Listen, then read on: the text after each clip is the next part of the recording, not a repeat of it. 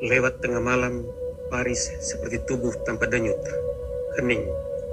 Aku baru saja menarik tirai kamar apartemenku di lantai 8 dan melangkah ke balkon ketika melihatnya.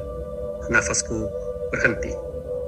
Seorang pria berdiri di balkon apartemen seberang unitku, hanya berjarak beberapa meter, cukup dekat untuk melihat sorot matanya. Lampu balkon apartemenku sendiri selalu tetap menyala sejak Louis suamiku jatuh dari sana. Wajah lelaki itu tampak seperti seseorang yang terbiasa mengintip hidup orang lain sebelum merenggutnya. Ia menatapku tersenyum tipis seperti seseorang yang yakin aku tidak punya pilihan selain menerimanya masuk ke dalam hidupku. Sebuah senyum yang tidak pantas dimiliki orang asing. Namanya Pierre Morel. Penampilan rapi, bahasa tubuh licin, menguasai ruangan tanpa bicara. Tetapi matanya gelap, menghitung, menilai, seperti predator menilai luka mangsanya. Ia pindah tepat 30 hari setelah Louis tewas jatuh dari balkon. Polisi menyebutnya kecelakaan, tapi aku tahu Louis membenci ketinggian, bahkan tidak pernah berani berdiri di balkon. Seminggu sebelum kematiannya, ia meninggalkan pesan. Jika aku jatuh dari ketinggian, jangan percaya siapapun yang menggantikanku.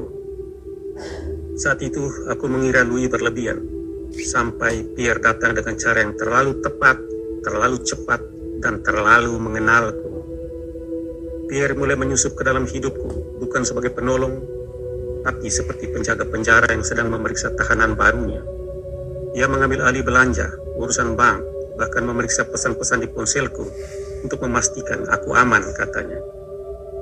Yang membuatku merinding bukan perhatian itu, tetapi caranya mengetahui detail hidupku tanpa pernah aku ceritakan.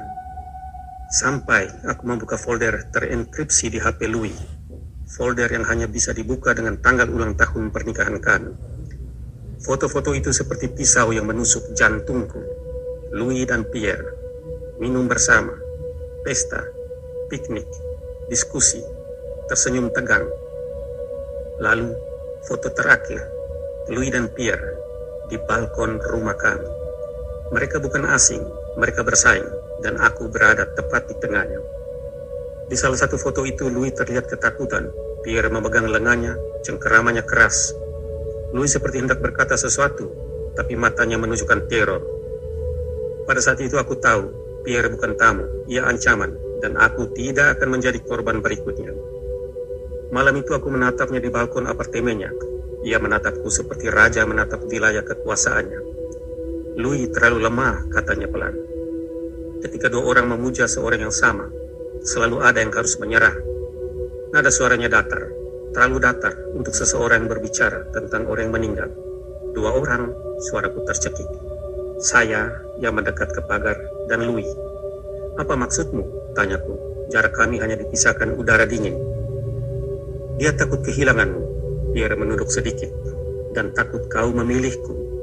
Louis tahu bahwa aku mencintaimu, dan ia tahu aku bisa memberimu hidup yang tidak pernah bisa ia berikan. Lalu seperti binatang yang menunjukkan taringnya, ia menambahkan, dan aku tidak akan membiarkanmu lepas dariku. Tidak seperti Louis. Kau mendorongnya? Tanyaku. Ia tertawa kecil, dingin, tanpa kesan kemanusiaan. Aku hanya membantunya menemukan jalan keluar dari ketakutannya. Saat itu aku semakin yakin, Pierre menganggap hidupku miliknya. Aku tidak akan selamat, kecuali satu dari kami lenyap. Dengan langkah kecil ia mendekat, mendatangi balkonku, bukan sebagai ancaman, tapi memamerkan kekuasaannya.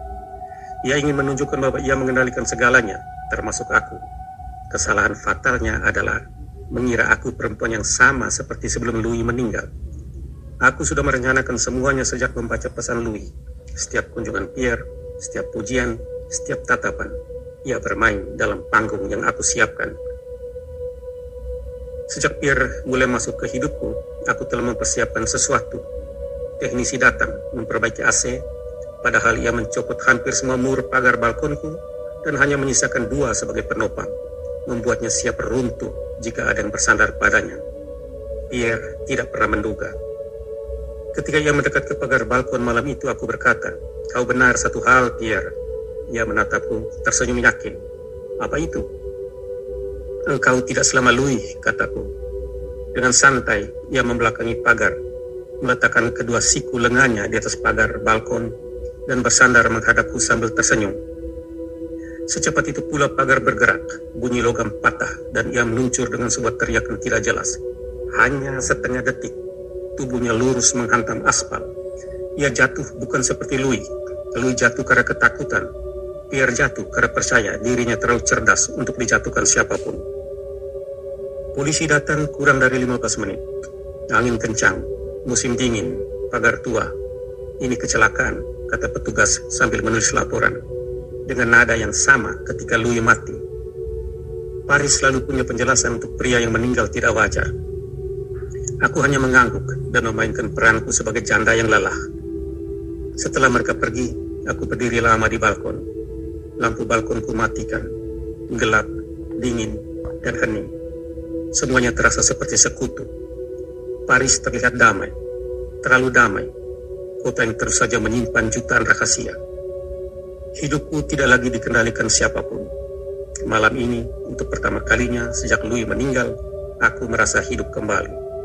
Aku masih hidup, karena malam ini aku memilih untuk tidak menjadi korban.